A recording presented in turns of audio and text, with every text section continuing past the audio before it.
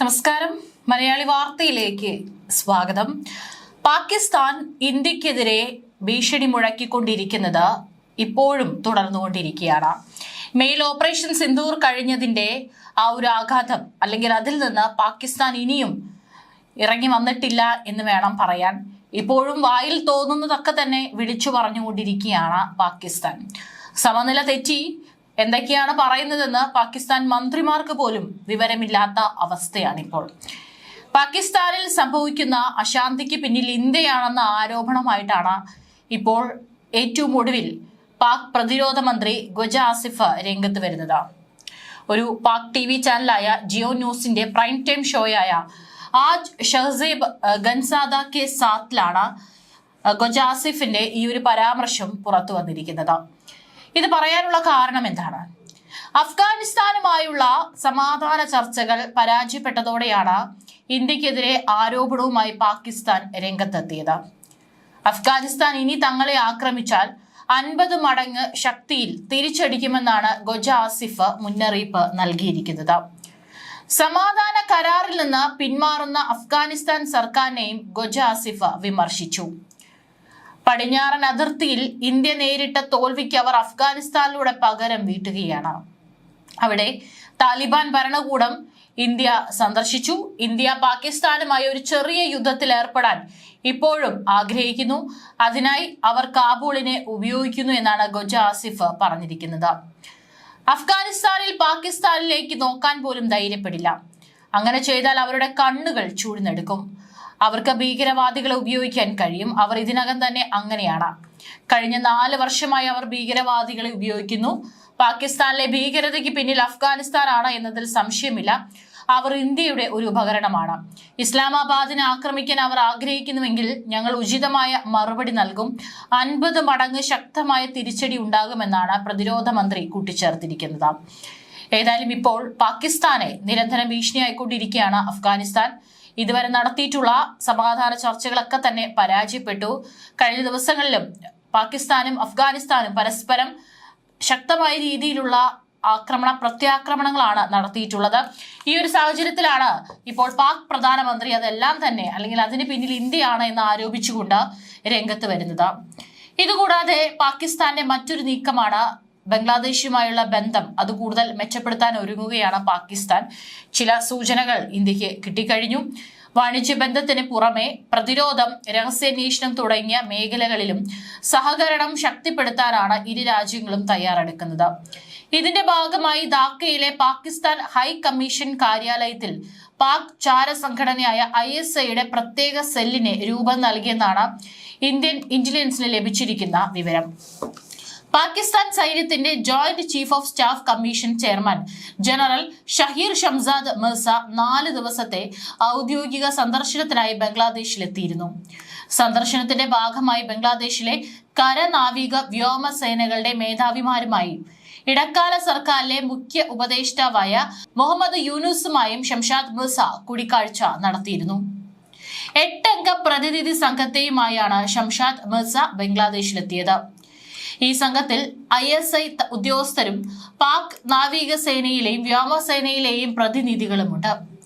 ഇവർ ബംഗ്ലാദേശ് രഹസ്യാന്വേഷണ ഏജൻസിയായ നാഷണൽ സെക്യൂരിറ്റി ഇന്റലിജൻസിനെയും ഡയറക്ടർ ജനറൽ ഫോഴ്സസ് ഇന്റലിജൻസിലെയും ഉദ്യോഗസ്ഥരുമായി ചർച്ചകൾ നടത്തിയിട്ടുണ്ടെന്നാണ് ഇന്ത്യൻ രഹസ്യാന്വേഷണ ഏജൻസികൾക്ക് ലഭിച്ചിരിക്കുന്ന വിവരം. ഇരു രാജ്യങ്ങളിലെയും രഹസ്യാന്വേഷണ ഏജൻസികൾ പരസ്പരം വിവരങ്ങൾ കൈമാറാൻ തീരുമാനമെടുത്തുവെന്നാണ് വിവരം. ബംഗാൾ ഉൾക്കടലിലെ ഇന്ത്യയുടെ കിഴക്കൻ തീരത്തെയും വ്യോമമേഖലയെയും നിരീക്ഷിക്കാനുള്ള പാകിസ്ഥാന്റെ തന്ത്രപ്രധാനമായ നീക്കമാണിതെന്നാണ് വിലയിരുത്തൽ.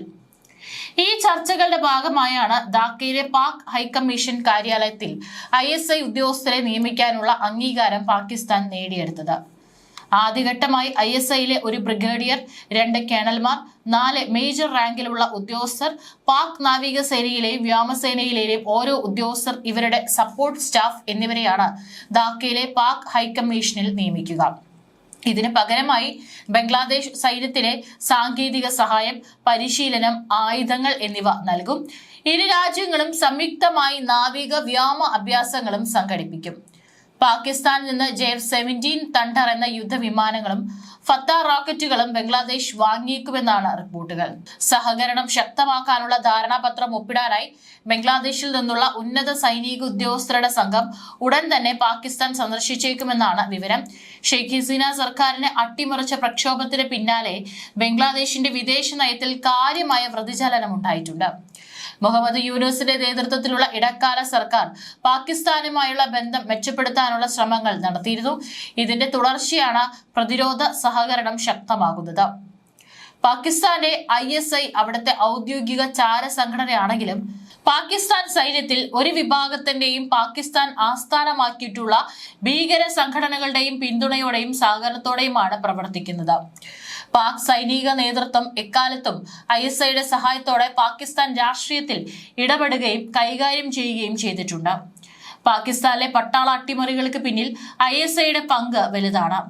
ഇപ്പോൾ സൈനിക മേധാവികൾ അടിക്കടി ബംഗ്ലാദേശ് സന്ദർശിക്കുന്നതും പ്രധാനമന്ത്രി യൂനൂസുമായി ചർച്ചകൾ നടത്തുന്നതുമെല്ലാം ബംഗ്ലാദേശിൽ പാകിസ്ഥാൻ പിടിമുറുക്കി എന്നതിന്റെ തെളിവാണ്.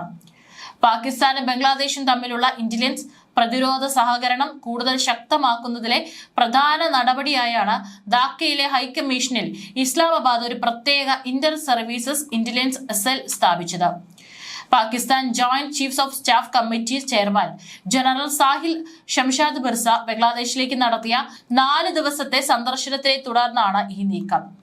ഈ നടപടിക്ക് താൽക്കാലിക പ്രധാനമന്ത്രി മുഹമ്മദ് യൂനുസ്, കരസേന, നാവികസേന, വ്യോമസേന മേധാവികൾ ഉൾപ്പെടെയുള്ള രാജ്യത്തെ ഉന്നത സൈനിക നേതൃത്വത്തിന്റെ പിന്തുണയുണ്ടെന്നാണ് വിവരം. പാക് സന്ദർശനത്തിൽ ജനറൽ മിർസയോടൊപ്പം 8 പ്രധാനികൾ ഉണ്ടായിരുന്നു. അതിൽ മുതിർന്ന ISI ഉദ്യോഗസ്ഥർ, ഒരു മേജർ ജനറൽ, പാകിസ്ഥാന്റെ വ്യോമസേന, നാവികസേന എന്നിവയുടെ പ്രതിനിധികൾ എന്നിവരും ഉൾപ്പെട്ടിരുന്നു. ബംഗ്ലാദേശിലെ national security intelligence directorate, general of force intelligence എന്നിവയിലെ മുതിർന്ന ഉദ്യോഗസ്ഥരുമായി പ്രതിനിധി സംഘം പലവട്ടം ചർച്ചകൾ നടത്തി. ഭാരതത്തിന്റെ കിഴക്കൻ ഭാഗത്തെ വ്യോമാതിർത്തിയും ബംഗാൾ ഉൾക്കടലും നിരീക്ഷിക്കുന്നതിനെ ലക്ഷ്യമിട്ട് സംയുക്ത ഇന്റലിജൻസ് പങ്കിടൽ, സഹകരണ സംവിധാനം സ്ഥാപിക്കൽ പാക് ബംഗ്ലാ ധാരണയായി. ഇത് പ്രകാരം ധാക്കയിലെ ഹൈക്കമ്മീഷനിൽ ഇന്റലിജൻസ് ഉദ്യോഗസ്ഥരെ നിയമിക്കാൻ ബംഗ്ലാദേശ് പാകിസ്ഥാന് അനുമതി നൽകിയിട്ടുണ്ട്. ആദ്യഘട്ടത്തിൽ ഒരു ബ്രിഗേഡിയർ, 2 കേണലുകൾ, 4 മേജർമാർ, പാകിസ്ഥാന്റെ വ്യോമസേനയിൽ നിന്നും നാവികസേനയിൽ നിന്നുമുള്ള ഉദ്യോഗസ്ഥർ, സപ്പോർട്ട് സ്റ്റാഫ് എന്നിവരായിരിക്കും ഈ സംവിധാനത്തിൽ. പരിശീലന പരിപാടികൾ, കാലാൾപ്പട, പീരങ്കി സംവിധാനങ്ങൾ എന്നിവയുടെ വിതരണം, സംയുക്ത നാവിക വ്യോമസേന അഭ്യാസങ്ങൾ എന്നിവയുൾപ്പെടെ നിരവധി സൈനിക സാങ്കേതിക സഹായം പാകിസ്ഥാൻ ബംഗ്ലാദേശിനെ വാഗ്ദാനം ചെയ്തിട്ടുണ്ട്. JF-17 തണ്ടർ യുദ്ധവിമാനങ്ങളിലും ഫത്ത സീരീസ് റോക്കറ്റ് സംവിധാനങ്ങളിലും ധാക്ക പ്രത്യേക താൽപര്യം പ്രകടിപ്പിച്ചതായാണ് വിവരം.